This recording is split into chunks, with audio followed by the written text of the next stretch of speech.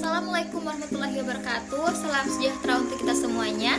Halo semua, perkenalkan nama saya Janatul Mawa dengan NIM A1212510-011 dari kelas A, Prodi Pendidikan Bahasa Inggris, Fakultas Keguruan dan Ilmu Pendidikan, Universitas Tadulako, Angkatan 2025.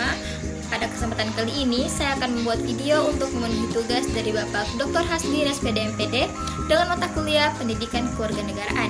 Dan kali ini, saya akan membahas tentang hak asasi manusia dan rule of law. Pertama-tama, kita harus tahu dulu, apa sih itu hak asasi manusia? Hak asasi manusia atau HAM adalah hak dasar yang sudah dimiliki setiap manusia sejak lahir. Hak ini bukan diberikan oleh negara, melainkan anugerah yang melekat sejak kita ada. HAM juga memiliki sifat-sifat. Yang pertama yaitu universal, berlaku untuk semua orang di mana saja, tidak memandang suku, agama, atau negara. Yang kedua, dilindungi hukum. Negara menjamin hak ini tidak boleh dilanggar sembarangan. Yang ketiga, diakui dunia. PBB atau Perserikatan Bangsa-Bangsa juga mengakui pentingnya hak asasi manusia sebagai standar peradaban dunia. Selanjutnya kita akan membahas fungsi HAM dan fungsi rule of law. Yang pertama, fungsi HAM. Fungsi HAM yang pertama yaitu melindungi martabat agar manusia diperlakukan layak dan harganya tidak direndahkan. Yang kedua, membatasi kekuasaan agar negara atau penguasa tidak bertindak sewenang-wenang terhadap rakyat. Yang ketiga, mendorong kesetaraan. Semua orang punya kedudukan sama, tidak ada yang lebih tinggi atau rendah. Yang keempat, menjamin kebebasan, memberikan ruang bagi orang untuk berpendapat dan berkarya.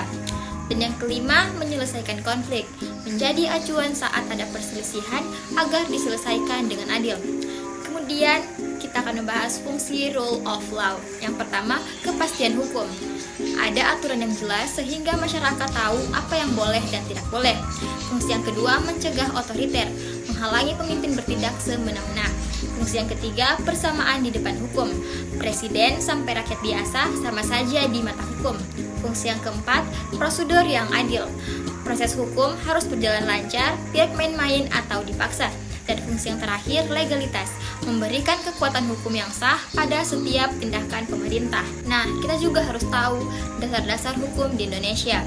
Ini adalah aturan resmi yang menjadi landasan hak asasi manusia di negara kita. Yang pertama, Undang-Undang Dasar 1945 pasal 28A sampai 28J berisi daftar hak-hak dasar warga negara. Yang kedua, Undang-Undang Nomor 39 Tahun 1999, Undang-Undang khusus yang mengatur secara lengkap tentang hak asasi manusia. Dan yang ketiga, Undang-Undang Nomor 26 Tahun 2000, aturan tentang bagaimana cara mengadili pelanggaran HAM yang berat. Nah, sekarang kita akan membahas jenis-jenis hak asasi manusia. HAM dibagi menjadi 3 kelompok besar. Yang pertama, hak sipil dan politik. Hak yang berhubungan dengan kebebasan individu dan partisipasi dalam negara.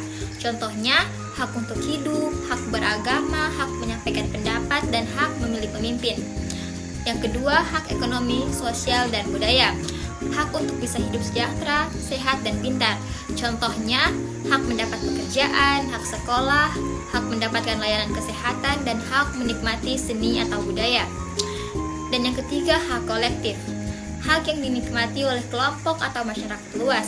Contohnya, hak atas lingkungan hidup yang bersih, dan hak mendapatkan pembangunan yang merata.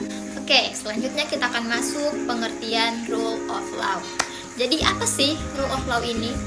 Jadi prinsip yang menyatakan bahwa hukum adalah yang tertinggi, bukan kekuasaan orang atau penguasa. Semua orang wajib tunduk pada hukum, tidak boleh ada tindak sewenang-wenang. Konsep ini dipopulerkan oleh ahli hukum terkenal bernama A.V.D.C. Selanjutnya kita akan membahas prinsip rule of law. Agar bisa disebut negara hukum, harus memenuhi 4 syarat berikut ini. Yang pertama, supremasi hukum. Hukum berada di atas segalanya, tidak ada yang di atas hukum. Yang kedua, persamaan di depan hukum. Kaya atau miskin, pejabat atau rakyat, semuanya sama.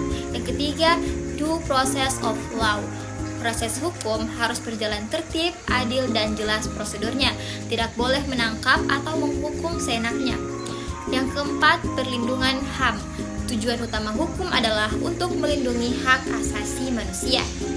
Nah, selanjutnya kita harus tahu apa saja hubungan HAM dan rule of law.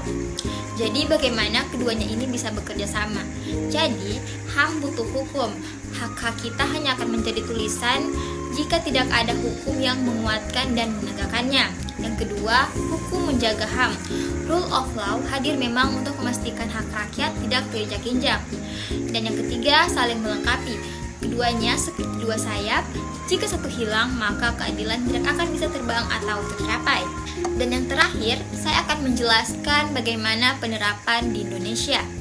Di negara kita, upaya menjaga HAM dan hukum diwujudkan melalui yang pertama yaitu Komnas Hak Asasi Manusia, lembaga khusus yang mengawasi dan menyelidiki kasus pelanggaran hak asasi manusia. Yang kedua, sistem peradilan, pengadilan yang bekerja secara mandiri dan tidak ditekan kekuasaan lain.